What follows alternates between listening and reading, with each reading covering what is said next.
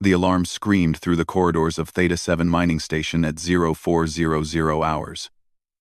Jake Morrison rolled out of his bunk and grabbed his boots, before his mind fully processed what was happening. The alarm meant only one thing.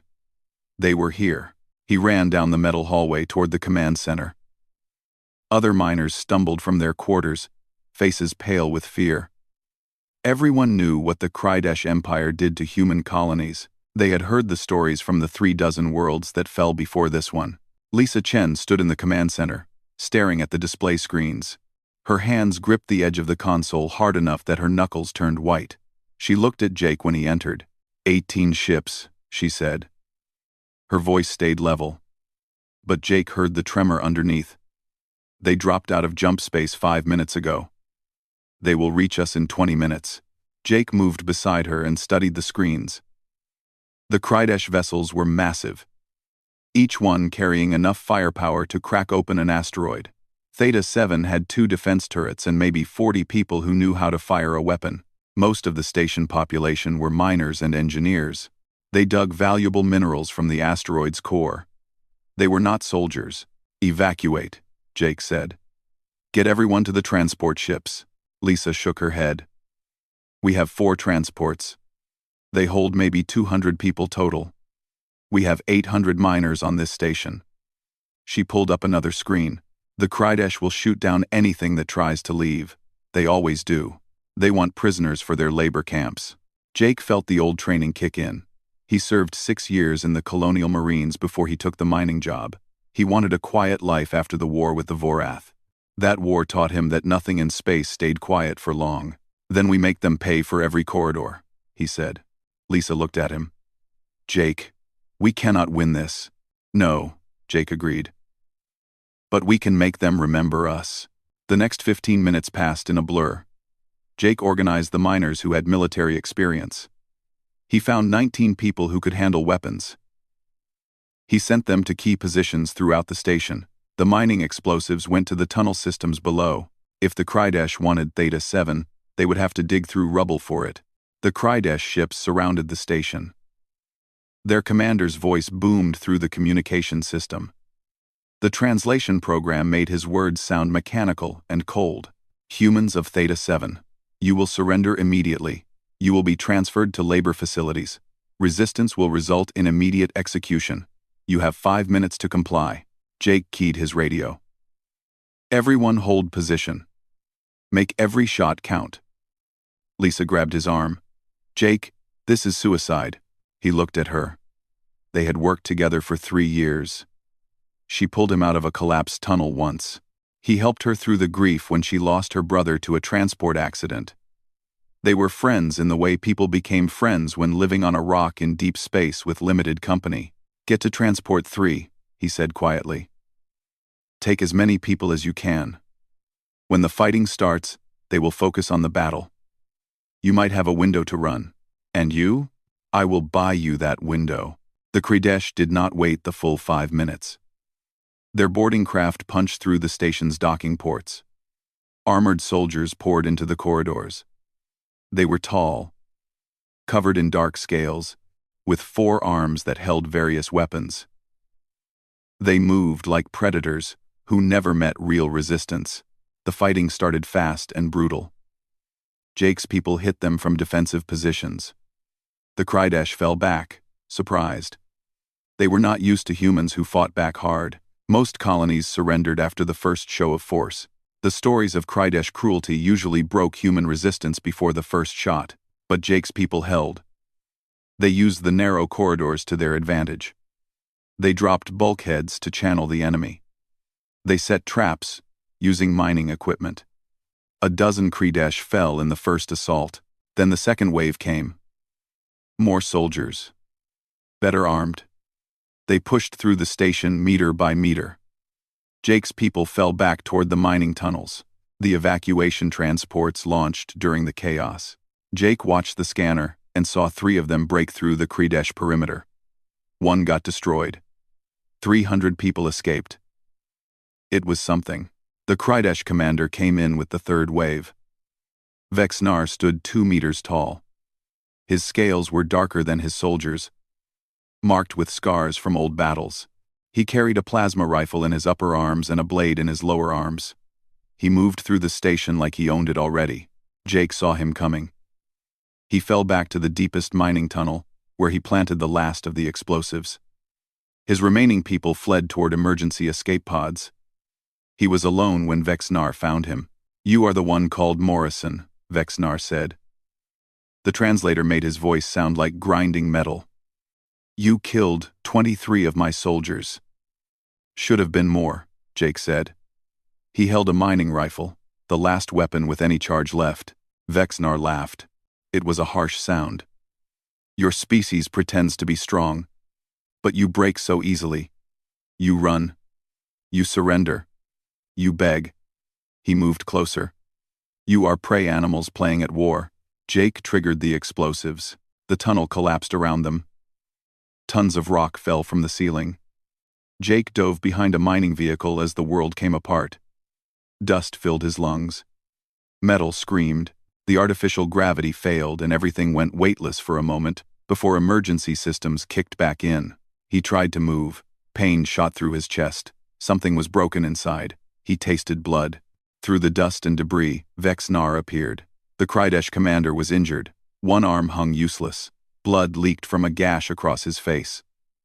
But he was still standing. He raised his plasma rifle. "You are the tiger," Vexnar said. "The fighter. The one who will not surrender." He aimed the weapon. Every species has one. The tiger, who thinks courage matters more than strength. He fired 3 times. The plasma bolts burned through Jake's shoulder, chest, and abdomen. The pain was white and absolute. Jake fell backward into the collapsed section of tunnel. The ground gave way beneath him. He tumbled down through broken rock and twisted metal, down into the dark depths of the asteroid. Vexnar stepped to the edge and looked down into the darkness. He watched for several minutes. Nothing moved below. "And every tiger can be killed," Vexnar said to the darkness. He turned and walked back through the ruined station. His soldiers secured the facility. They rounded up the remaining humans. The few who survived the fighting. 37 prisoners total. Vexnar stood in the command center and opened a communication channel to his fleet commander. "Theta 7 is secure. The resistance leader Morrison is confirmed dead. The tiger is buried. Thanks for watching. Theta 7 is a 71. Theta 7 is secure. The tiger is buried." He looked at the scanner showing the escaped transport ships. They were long gone now. Jumped to other systems. It did not matter. The Krydesh Empire controlled 20 human worlds already. 300 refugees would not change anything. The station fell silent, except for the sound of Krydesh soldiers moving through corridors. They began the process of converting the mining facility for their own use. The human prisoners were loaded onto transport ships bound for labor camps. Deep below, in the collapsed tunnels, Jake Morrison lay in the darkness. Blood pooled around him. His breathing came shallow and weak. Above him, tons of rock sealed off any escape.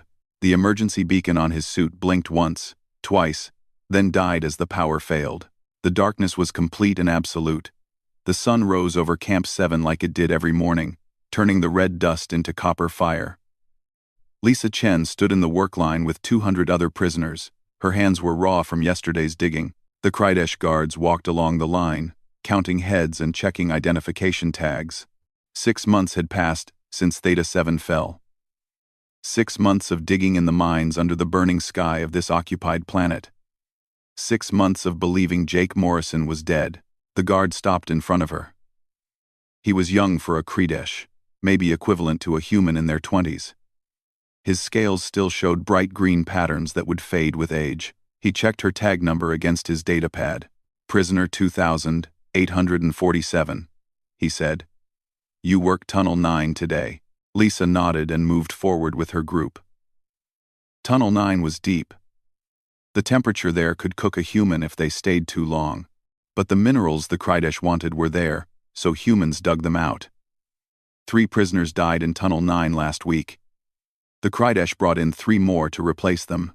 Megan Torres fell in step beside Lisa as they walked toward the tunnel entrance. Megan was a doctor before the occupation. Now she was prisoner 2,851. She kept the other prisoners alive when she could, using whatever medical supplies she could steal or trade for. "Did you hear?" Megan whispered. "Another supply convoy hit last night." Lisa glanced at the guards. They were not paying attention. "Where?" "Sector 15. They hit a fuel depot. Destroyed 6 months' worth of plasma reserves." Megan's voice held something Lisa had not heard in a long time. "Hope. That's the 4th attack this month." Lisa had heard the rumors.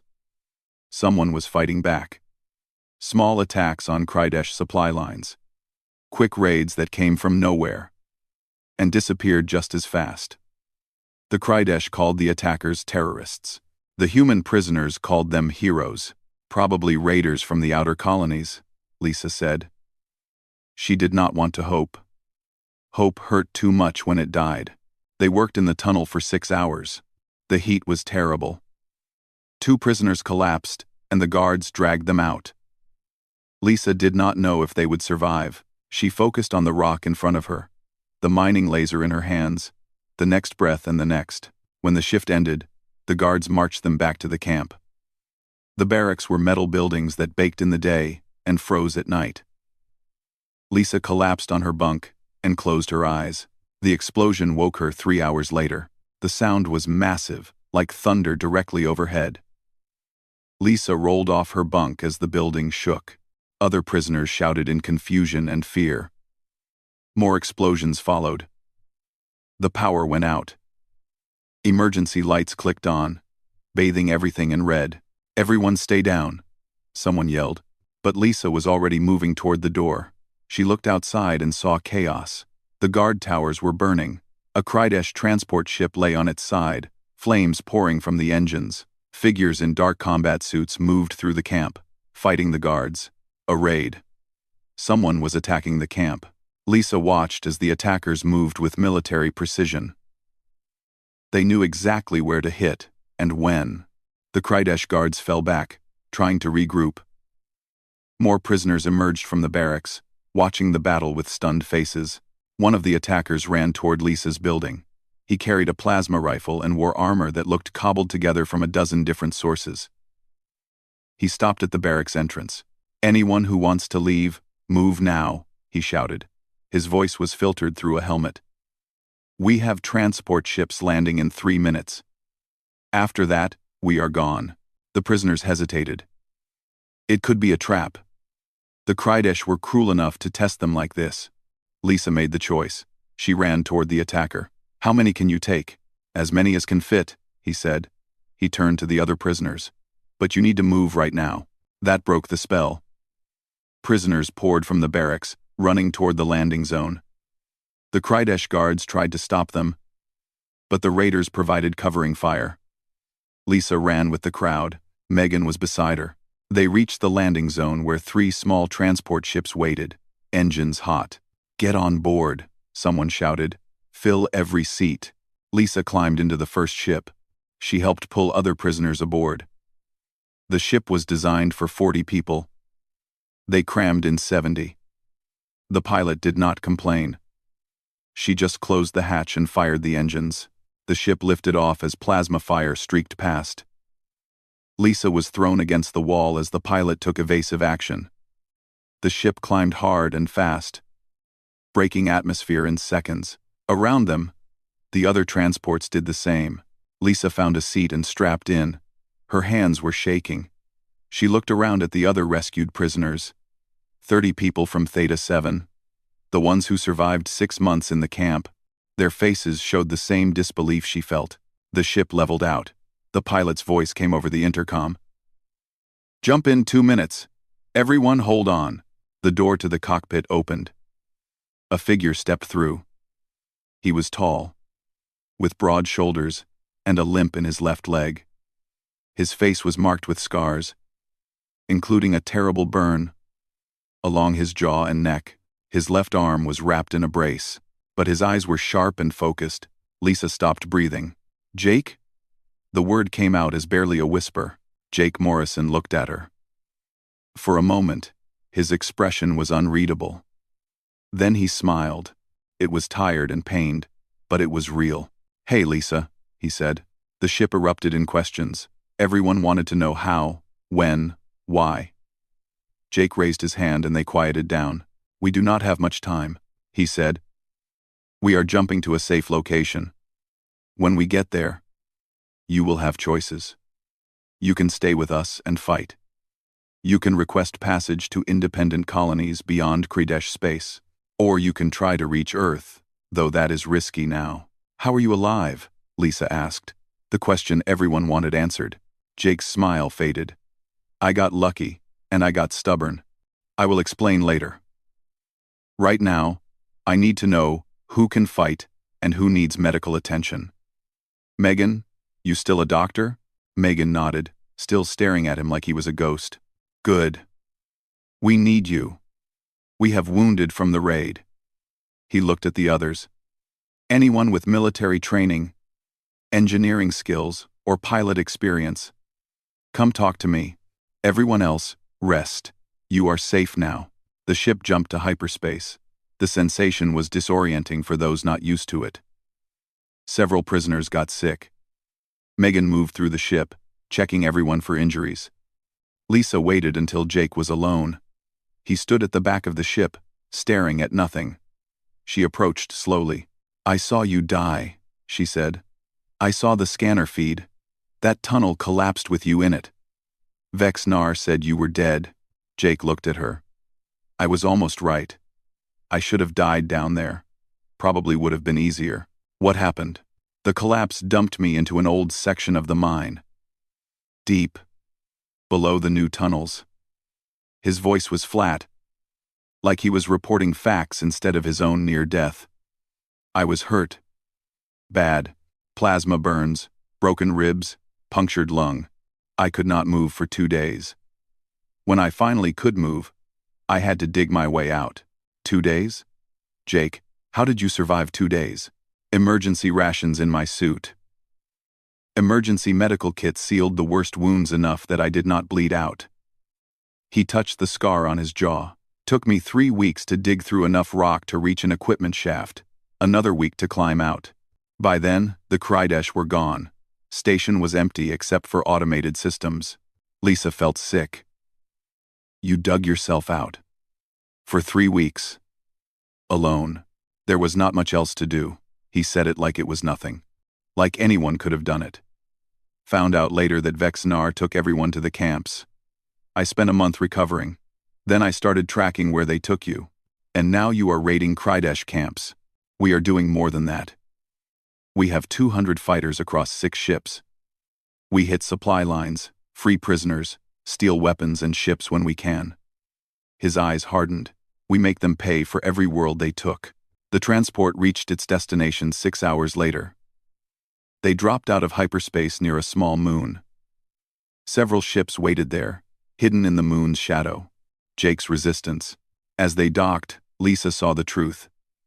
This was not just a lucky raid. Jake had built something. An organization. A real fighting force. She followed him off the ship. Other fighters greeted them, welcomed the freed prisoners. The operation ran smooth and professional. "How long have you been planning this?" Lisa asked. Jake looked at her. "Since the moment I pulled myself out of that grave." A communication panel lit up. One of Jake's people answered it, then paled. "Commander Morrison. Urgent message from our scout network. Vex-Nar knows about the raid." Jake nodded. "Expected. What is his response?" "He is deploying hunter teams to track us. And he has issued a formal challenge." The scout looked nervous.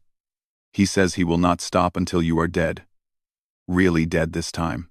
Jake's expression did not change. "Then he is going to be very busy." But Lisa saw something flicker in his eyes. Not fear. Something else. Recognition.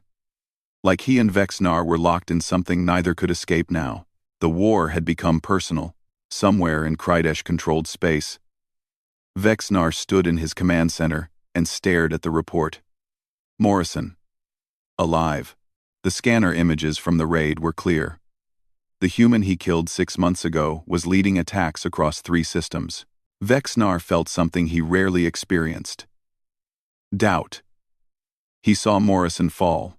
He checked to make sure. The tunnel was collapsed. No one could have survived. But Morrison did survive, and now he was free, armed, dangerous. Vexnar opened a channel to his fleet commander. I request permission to hunt the terrorist Morrison with full authority. This threat must be eliminated. The fleet commander's voice came back cold. Permission granted. Find him. Kill him. Make sure he stays dead this time. Vexnar closed the channel. He looked at Morrison's file on his screen. The human's face stared back at him, scarred but defiant. You should have stayed buried, Tiger, Vexnar said to the image.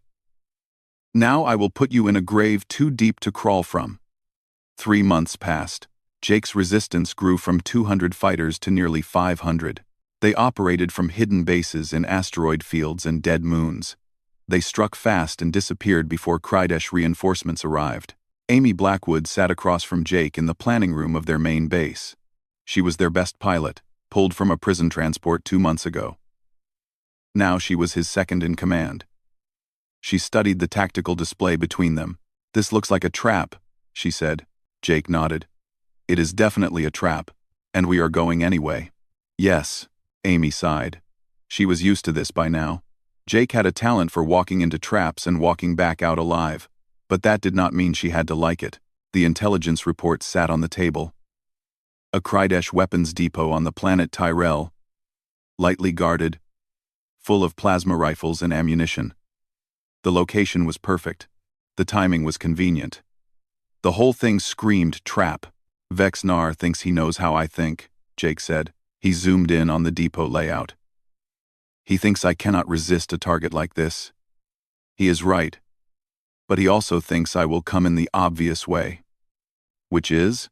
Direct assault on the main entrance. Fast and hard, grab what we can. Run before reinforcements arrive. Jake smiled slightly. That is what we did at the last 3 raids. So what do we actually do? Jake pulled up a different map. This one showed the underground tunnels beneath the depot.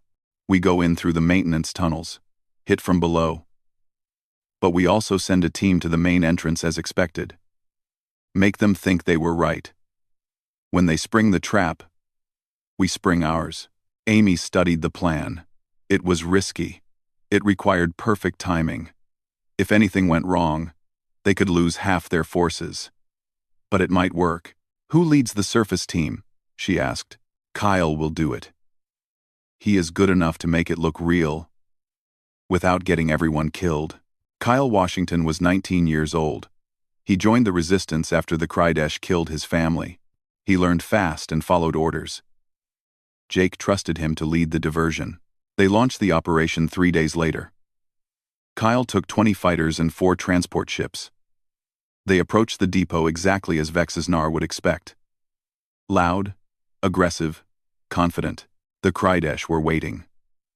As soon as Kyle's team landed, heavy weapons opened fire from hidden positions. Gunships rose from behind nearby buildings. It was a perfect ambush. Kyle did exactly what Jake told him to do. He retreated, made it messy, made it look like panic. His ships took damage but got away. The Krydesh pursued for exactly 10 minutes before breaking off. They thought they won. While the battle raged above, Jake led 50 fighters through the underground tunnels. They moved silent and fast. The tunnels were old maintenance passages that the Krydesh barely guarded. They thought the real attack was happening on the surface. Jake's team reached the depot basement. They planted explosives on the support columns. Not enough to destroy the building, just enough to make it unstable. Then they moved up through the interior. The Krydesh guards never saw them coming.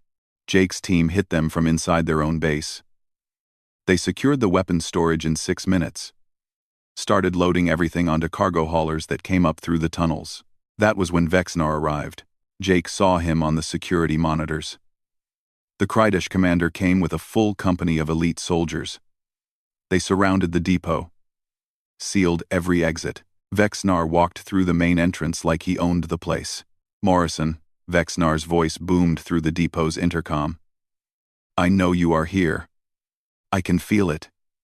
You took the bait again, Tiger. Jake keyed his radio. Amy, to you in position? Affirmative, came the reply. We have clear shot on all their transport ships. Kyle? Reformed and ready. We can be back there in 4 minutes. Jake looked at his team. They had loaded most of the weapons. Enough to supply their forces for months. But now they were trapped. Exactly as Vexnar planned. All teams, execute fallback plan Delta, Jake said. He triggered the charges they planted earlier. The explosions ripped through the depot's support structure. The building did not collapse. It just groaned and tilted. Lights flickered. Alarms screamed. Dust fell from the ceiling. In the confusion, Jake's team split into 3 groups. They moved through the chaos toward different exits. The Krydesh tried to track them but lost them in the smoke and darkness. Jake's group hit the east exit. They found it blocked by Vex's Nar and 20 soldiers. Jake did not hesitate. He threw a flashbang and charged. His team followed. The fight was brutal and close. No room for tactics. Just violence and will. Jake fought like something desperate. He moved through the Krydesh soldiers with a mining tool in one hand and a stolen blade in the other. 2 soldiers fell. 3, the others pressed forward. Vexnar watched him. The Krydesh commander stayed back, studying, learning. He saw how Jake moved. Saw the pain in every motion. The human was still injured from their first fight. Those wounds never fully healed. You are slower, Vexnar said. Weaker. You should have stayed dead, Morrison. You keep saying that, Jake gasped. But here I am. The ceiling above them cracked. The whole building was coming down. Jake's team broke through the Krydesh line. They ran for the tunnel entrance. Behind them, Vexnar's soldiers pursued. Jake was the last one to the tunnel. He turned to seal the entrance and found Vexnar right behind him. The Krydesh commander moved faster than something that large should move. He grabbed Jake with 2 of his arms and threw him back into the depot. Jake hit the ground hard. The impact drove the air from his lungs. He rolled and came up with his weapon ready. Vexnar shot it out of his hands. Then shot again. The plasma bolt caught Jake in the shoulder. He went down. I killed you once, Vexnar said. He walked forward slowly. I watched you fall. I made sure. But you crawled back. Like an insect. Like vermin. Jake tried to reach another weapon. Vexnar stepped on his arm. Bones cracked. Jake bit back a scream. How did you survive? Vexnar demanded. Tell me before you die. Jake looked up at him. Blood ran from his mouth. I remembered every word you said. About humans being prey. About us breaking easily. He smiled through the pain. I decided to prove you wrong. You proved nothing. You are dying. Again. And this time, I will make certain. Vexnar shot Jake 3 more times. Chest. Abdomen. Leg. Then he grabbed Jake and threw him deeper into the building. The depot was burning now. Fires spread through the ammunition storage. The whole place would explode in minutes. Vexnar turned and walked away. His soldiers followed. They cleared the building just as the first major explosion hit. The depot went up in a massive fireball. The blast wave knocked down nearby structures. Fire rolled into the sky. Vexnar watched it burn. His soldiers searched the perimeter. No one came out of that fire. No one could. Confirm Morrison's death, Vexnar ordered. A soldier scanned the wreckage. Multiple human remains detected. Thermal signatures consistent with recent casualties. No life signs. Vexnar opened a channel to his fleet commander. Mission accomplished. The terrorist Morrison is dead. Confirmed this time. I watched him die. He burned. You said he was dead before, the fleet commander replied. This time I am certain. No one walks away from that fire. The fleet commander's voice was skeptical. For your sake, Commander. I hope you are right. Vexnar closed the channel. He looked at the burning depot one last time. Something in him wanted to search the wreckage. to find Morrison's body, to verify beyond all doubt. But the fire was too hot. It would burn for hours. By then, there would be nothing left but ash. The tiger is dead, Vexnar said to himself. Finally, and truly dead, his soldiers loaded onto transport ships. They left the planet, left the burning depot behind, left Jake Morrison's body somewhere in that inferno. What Vexnar did not see was Amy Blackwood and Kyle Washington pulling up in a stolen Krydesh transport truck. They drove straight toward the burning building. They wore heat suits and carried emergency medical equipment. "Are you insane?" someone shouted over the radio. "That building is an inferno. Jake's still in there," Amy said. She drove the truck through a wall that was mostly collapsed already. The heat was incredible, even through the suit. "Kyle, you have 2 minutes. Find him." Kyle jumped out and ran into the flames. He followed the tracker signal from Jake's emergency beacon. It was weak, failing, but still transmitting. He found Jake in what used to be a storage room. The human was unconscious, badly burned, bleeding from multiple wounds.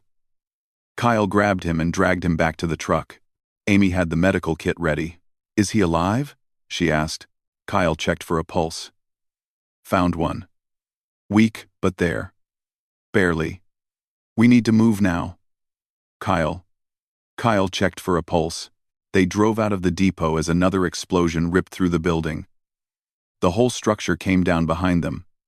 They made it back to their hidden ship and took off before Krydesh reinforcements arrived. In the medical bay, Megan Torres worked on Jake for 6 hours.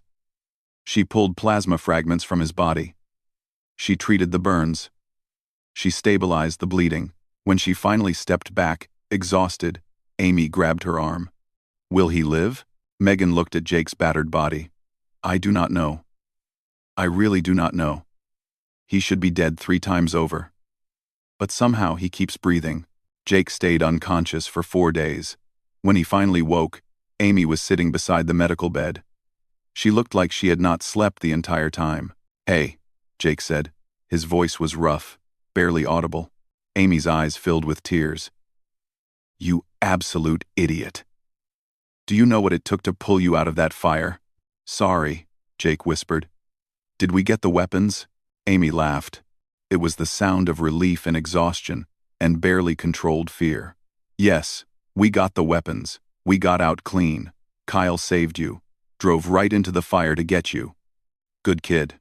Vexnar thinks you are dead. Again." Jake closed his eyes. "Good. Let him think that. For a while. Jake, you cannot keep doing this. One day we will not get to you in time." He opened his eyes and looked at her. "Then make sure you are always close enough." "None." He fell back asleep. Amy stayed beside him. Out in the main ship, the resistance fighters talked in whispers. Their leader was alive. Again, against all odds, against all logic, the story spread. Whispered from ship to ship, station to station. The human who refused to die. The tiger who kept coming back. Somewhere in Krydesh space, prisoners in labor camps heard the rumors. Morrison was alive. Still fighting. Still making them pay. Hope began to spread. Quiet. Dangerous. Unstoppable. The Krydesh Empire declared victory 3 months after the depot fire. They broadcast messages across all occupied worlds. The terrorist Jake Morrison was dead. Verified. Confirmed. The resistance was broken.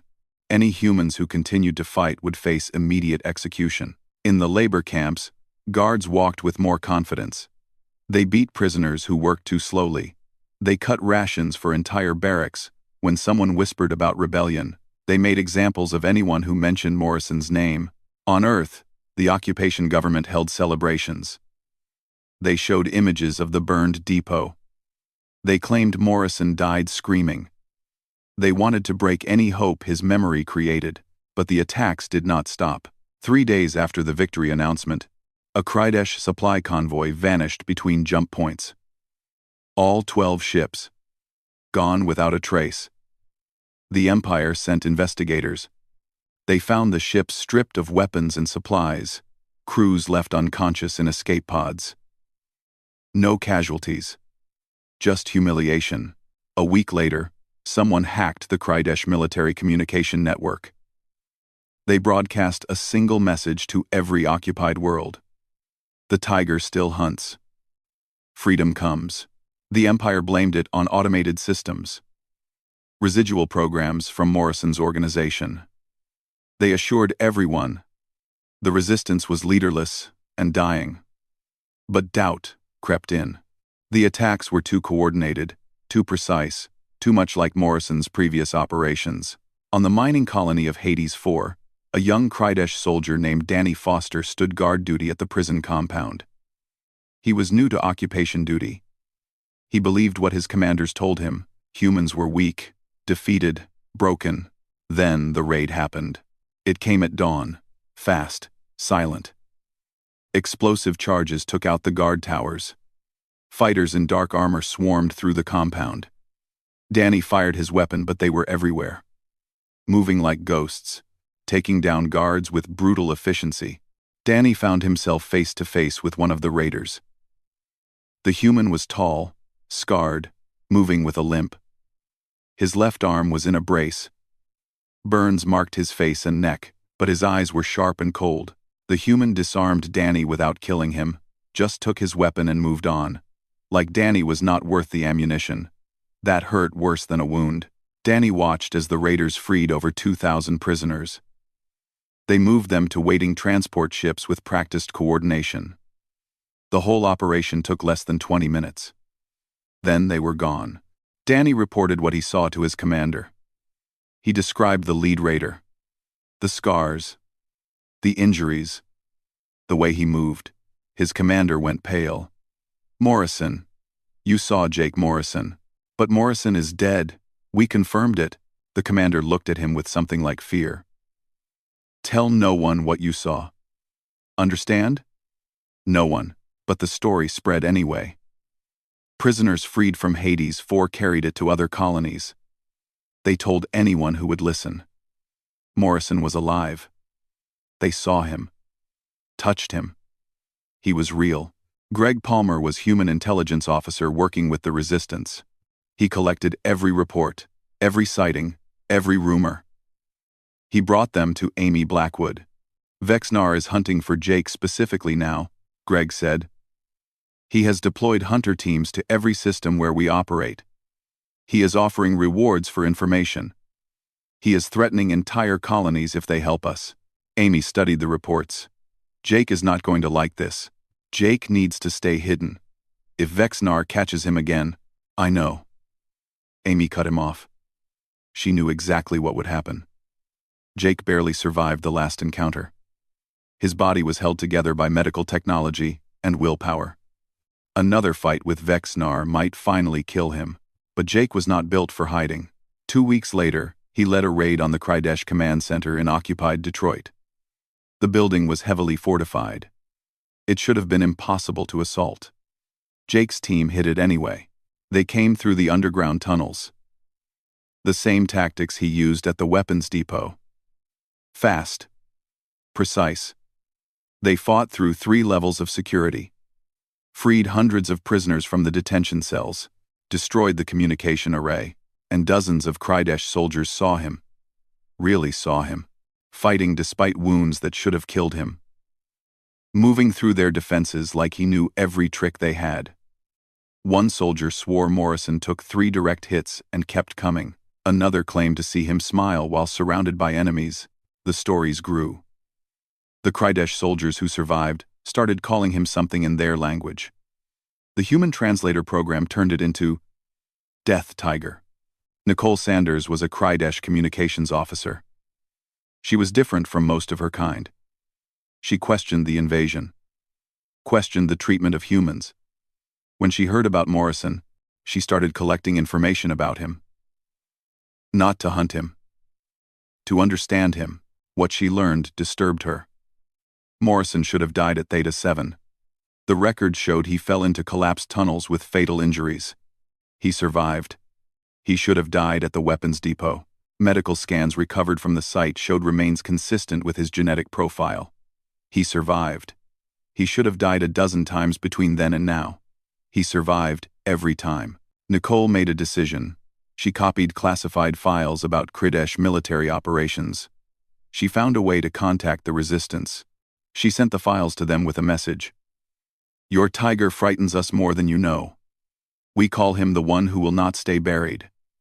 Some of us believe he cannot die. You should use that. The files reached Amy. She brought them to Jake. He read them in silence. Then he looked at her. They think I am immortal? Some of them do. The ones who fought you. They spread stories. Amy pulled up more reports. The prisoners we free spread different stories. They say you come back from death to save them. They call you a symbol. A legend. I am just a man who got lucky too many times. Maybe. But people do not need a man right now. They need a legend. They need hope. She leaned forward. Vex-Nar made a mistake. He should have destroyed your body, made sure everyone saw you were really dead. Instead, he let the mystery stand, and now that mystery is killing them. Jake was quiet for a long time. Then he asked, "How did we survive the depot fire?" "Really?" Amy told him. Kyle driving into the inferno, finding him by the emergency beacon, dragging him out with seconds to spare. Megan working on him for hours, while his heart stopped twice. "I died," Jake said quietly. "On that medical table, I died. For 43 seconds. Then Megan got you back. So I really did die. And came back. The stories are not entirely wrong. Does it matter? You are here, still fighting." Jake thought about lying in the collapsed tunnel at Theta 7. The darkness. The pain. The certainty that he would die alone in the dark. He remembered making a promise to himself. If he got out, he would make sure no one else died alone and forgotten under Kridesh boots. "We use it," he said. "The legend, the fear. We make them believe I cannot be killed. That is dangerous. If they finally do kill you, then someone else becomes the tiger. You. Kyle. Megan. Anyone who keeps fighting. The symbol is bigger than me now. Let it be bigger." Amy nodded slowly. "Vex-Nar is not going to stop hunting you. He knows the truth. That you are just a man who can be killed. Good. Let him hunt me. Every resource he uses chasing me is a resource not used crushing the rebellion. Every soldier he assigns to find me is a soldier not guarding a prison camp." Jake smiled grimly. "I am the tiger in the tall grass. Let him waste his army trying to find me." The message went out. Not officially. Just whispers. Stories. Rumors. Morrison was alive. Morrison could not be killed. Morrison was coming for anyone who hurt humans. The symbol spread faster than any military campaign. In the labor camps, prisoners worked with new energy. They sabotaged equipment. They slowed production. They whispered Morrison's name like a prayer. The guards beat them, but could not stop it. On the occupied worlds, humans began fighting back in small ways. Graffiti appeared on Kridesh buildings. The tiger hunts. Acts of sabotage increased. Nothing organized. Just individuals deciding they had enough. The Kridesh Empire tried to counter the propaganda. They claimed Morrison was dead. They produced evidence. They executed humans for spreading his name. Nothing worked. The legend grew stronger with each attempt to kill it. Vex-Nar stood in his command center and stared at the tactical display. Red marks showed resistance activity. There were hundreds of them now. Across 20 systems. It was impossible. Morrison was one human with maybe 500 fighters. He could not be everywhere, but the reports kept coming in. Morrison seen here. Morrison attacked there. Morrison freed prisoners on the other side of the galaxy. Either the human found a way to be in multiple places at once, or Vex-Nar understood. Morrison did not need to be everywhere. The idea of Morrison was everywhere. Every attack was attributed to him. Every success was his doing. The humans created a symbol more dangerous than any army. He opened a channel to the High Command. I request unlimited authority to hunt and destroy Jake Morrison. I request full access to all military resources in the occupied territories. I request permission to take any action necessary to end this threat. The High Command was silent for a moment. Then the First Admiral spoke. You have failed to kill this human twice, Vexnar. Why should we give you more resources to fail a third time? Because he is not just a human anymore, Vexnar said. He is an idea. And ideas are more dangerous than weapons. Every day we let him live, more humans believe they can fight us. We must end him completely. Publicly, brutally. Make sure there is no doubt. Another pause. Then the First Admiral said, Permission granted. But Vexnar, if you fail again, you will be removed from command, permanently. I will not fail, Vexnar said. He closed the channel and looked at Morrison's file. The human stared back at him from the photo. Scarred, battered, but alive. Still alive. I buried you twice, Tiger, Vexnar said to the image. The third time, I will bury you so deep that not even legends can find you. The rebellion spread across 20 human worlds in 6 months. It started with sabotage, workers in factories slowing production, miners damaging equipment, small acts of defiance that the Krydesh could not stop without killing everyone. Then it grew. Organized attacks on supply convoys, raids on prison camps, entire colonies refusing to work. The Krydesh Empire responded with force, but there were too many incidents. Too many places at once. Their occupation forces were stretched thin, and every attack, every uprising, every act of defiance was attributed to one name. Jake Morrison. The Death Tiger. The human who would not stay buried. Jake stood in the command center of Station Outreach, watching the tactical displays. The station was old, built decades ago as a trading hub before the war. Now it served as the main base for his resistance. 3,000 people called it home. Fighters, engineers, doctors, families. Amy walked up beside him. She looked tired. They all looked tired. The war was taking its toll. We have a problem, she said. A big one. Jake looked at her. Vexnar? Vexnar. He found us. Our scouts detected a fleet of 60 ships heading this way. They will be here in 12 hours. Jake turned back to the displays. 60 ships. That was enough firepower to destroy the station 10 times over. Vexnar was not taking chances this time. Begin evacuation, Jake said. Get everyone to the transport ships. We have enough to get everyone out if we move fast. And you? I stay. Someone has to buy time for the evacuation. Amy grabbed his arm. Jake, this is suicide. Vexnar brought everything. He wants you dead. Really dead this time. I know. Jake's voice was calm. Too calm. That is why I need to be here. He will not leave until he confirms I am dead. If I run, he chases. If I stay, he focuses on me.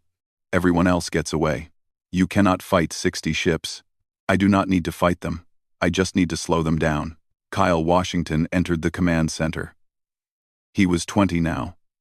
The war aged him. Commander, the evacuation is starting. We can get everyone off the station in 8 hours. Make it 6, Jake said. We might not have 8. The next hours were chaos. Transport ships loaded with people. Children crying. Families torn between running and staying to fight. Jake walked through the station, helping where he could, carrying supplies, calming frightened kids, making sure everyone knew where to go. Lisa Chen found him in the maintenance bay. She came with the last group of evacuees from the occupied worlds. I heard what you are planning. I am staying. No, Jake said. You are not. You do not get to decide that. Jake looked at her. She was his oldest friend in this war. She survived Theta 7. Survived the labor camp. Led her own resistance cell for months. She earned the right to make her own choices. If you stay, you die, he said quietly. Same as you. I am already dead, Lisa. I died in that tunnel. I died on that medical table.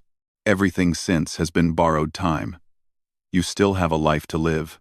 So do you. Jake shook his head. I made my peace with this a long time ago. When I dug myself out of that grave, I promised I would make them pay for every person they hurt. For every world they took. This is how I keep that promise. Lisa hugged him. Hard. You are an idiot, Jake Morrison. A brave, stubborn idiot. I know. She pulled back. Tears ran down her face. Give them hell. Always. 6 hours later, the last transport ship left Station Outreach.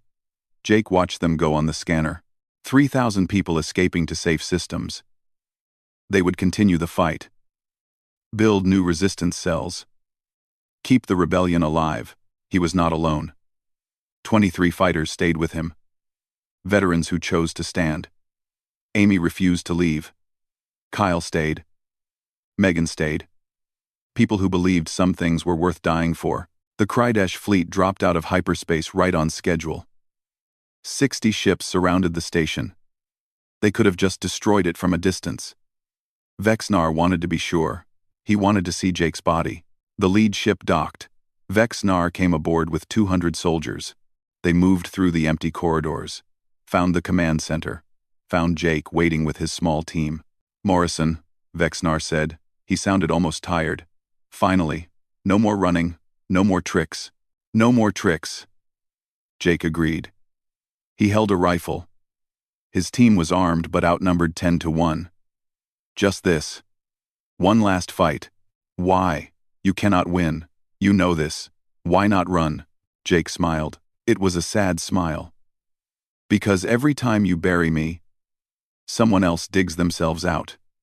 Every time you kill hope, it comes back stronger.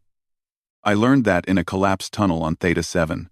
You can kill me as many times as you want. We keep coming back. Then I will kill you so thoroughly that nothing comes back. The battle was short and brutal. Jake's team fought well. They took down soldiers. They used the station's systems against the invaders. But there were too many Krydesh. Too much firepower. One by one, Jake's people fell. Amy went down protecting an injured fighter. Kyle died buying time for others to retreat. Megan was killed trying to reach the wounded. 23 became 10. 10 became 5.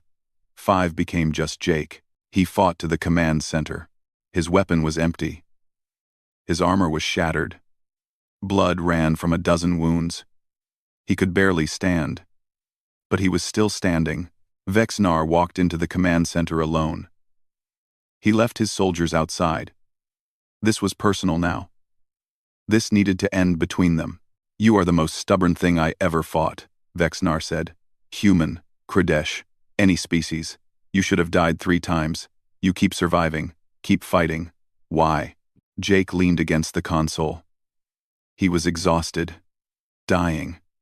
But he met Vexnar's eyes. Because you were wrong. About humans. About what we are. You called us prey.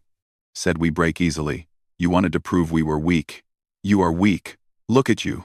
Dying. Defeated. Am I? Jake gestured at the empty station. Everyone escaped. 3,000 people you will never catch. They will spread across the galaxy.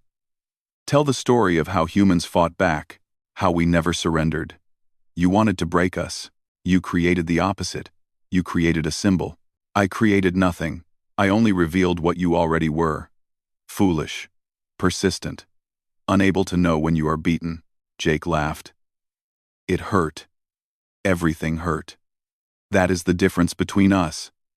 Vexnar. You think persistence is foolishness. We think it is strength. You bury us. We dig ourselves out. You kill us. We come back. Every time you thought you won, you just made us more determined.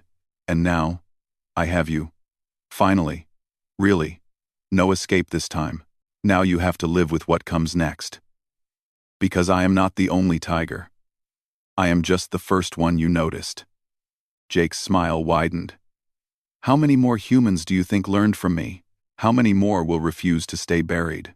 Vexnar raised his weapon. No more speeches, Morrison. No more coming back. He fired. Once, twice, 3 times, 4, 5. Jake fell. Hit the floor hard. Did not move. Vexnar walked over and checked. This time he would be sure. He scanned for vital signs. Found none. Scanned again. Nothing. He took genetic samples. Confirmed the identity. Jake Morrison. Dead. The station's reactor began overloading. Jake must have triggered it before the fight. Vexnar cursed and ordered evacuation. The entire fleet pulled back, as station outreach tore itself apart. The explosion was massive, beautiful, terrible. Vexnar stood on his command ship and watched the debris field spread. Nothing could have survived that. No one could dig themselves out of scattered atoms. He opened a channel to High Command. Jake Morrison is dead. Confirmed. Verified. Body identified. Station destroyed. The Tiger is finally buried. The First Admiral's voice came back cold. You said that before. This time I am certain. I watched him die. I verified the body. I destroyed everything. There is nothing left. A long pause. Then the First Admiral said, For your sake, Commander, I hope you are right. Again. Again. Again. Again. Again. The channel closed. Vexnar stared at the debris field. He should feel victorious. He won. Morrison was dead. The resistance would collapse without their symbol, but something felt wrong. He could not name it. Just a feeling. Like the Tiger was still out there. Still hunting. 3 months passed. The Krydesh Empire claimed total victory. Morrison was dead. The resistance was broken. Order would be restored, but the attacks did not stop. They increased, spread to 30 systems, 40. The uprisings grew larger, more organized, more daring. Amy Blackwood led the main resistance force now. She was not Jake. She did not have his tactical genius or his ability to survive anything, but she learned from him. She used his strategies. She became the new symbol. The raid on the Krydesh shipyard at Titan Station was her masterpiece. 50 ships attacked simultaneously. They destroyed the shipyard, freed 5,000 prisoners, stole 20 warships. The Krydesh suffered their worst defeat since the war started. Amy stood among the freed prisoners as they boarded transport ships. Medics moved through the crowd, treating injuries. Engineers repaired damaged ships. It was chaos, but organized chaos. Commander Blackwood, someone called. We found survivors in the lower cells. They were sealed off during the battle. Amy ran to the docking bay. A medical team was bringing out prisoners. They were in bad shape, starved, injured, barely alive. Megan Torres, also alive and working as chief medical officer now, was already treating them. How many? Amy asked. 23, Megan said. She worked on a man with severe burns. They were kept separate from the other prisoners. Experimental subjects, maybe. Medical testing. Amy felt sick. The Krydesh did terrible things to prisoners. She moved through the survivors, offering what comfort she could. Most were unconscious. Those who were awake stared at nothing. She stopped at the last stretcher. The man there was covered in bandages. Burns covered most of his body. One arm was missing below the elbow. His face was barely recognizable under the injuries, but something about him felt familiar. Megan, Amy called. Who is this? Megan came over and checked the prisoner's identification implant. Her scanner beeped. She looked at the reading. Her face went white. That is impossible, she whispered. What? Megan showed her the scanner. The genetic profile. The identification code. All of it matched one person, Jake Morrison. Amy stopped breathing. She looked at the broken man on the stretcher. It could not be. Jake died at station outreach. Vexnar confirmed it. They all mourned him. But the scanner did not lie. And as she looked closer, she saw it. The same scars on his jaw. The same eyes. Even behind the pain. It was him. Jake's eyes opened. Just barely. He looked at Amy. His voice came out as barely a whisper. "Hey, Amy. Told you to stay close." Amy laughed. It was the sound of shock and joy and disbelief. "How? Jake. How are you alive?" Escape pod, launched before the reactor went. Vexnar missed it in the chaos. Kridesh picked me up, thought I was just another prisoner. He coughed. Pain crossed his face. "They did not recognize me with all the burns. Put me in experimental cells. Lucky break." "Lucky break," Amy repeated. She wanted to laugh and cry at the same time. "You called getting tortured for 3 months lucky. I am alive. That is lucky." Jake's eyes closed again. "How is the rebellion?" "Growing. We just took the shipyard. 20 warships, 5,000 prisoners freed." Jake smiled. "Just barely." "Good. That is good. Keep fighting. Do not stop." "We will not stop," Amy promised. "Neither will you, apparently." Megan pushed Amy aside gently.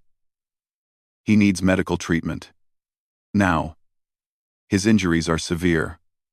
I do not know if he will make it," Amy said. She said it with certainty. Because Jake always made it. Against every odd. Against every logical conclusion. He survived. The transport ships jumped to hyperspace. The freed prisoners went to safe colonies. Medical teams worked around the clock. Jake stayed unconscious for 2 days. When he woke, Megan told him the prognosis. "You will live, somehow." Again, I stopped being surprised.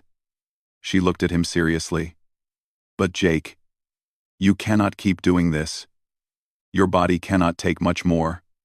Next time, there will not be a next time," Jake said. Megan looked relieved. "Good. You will retire? Let others lead the fight?" Jake smiled. That same tired, determined smile.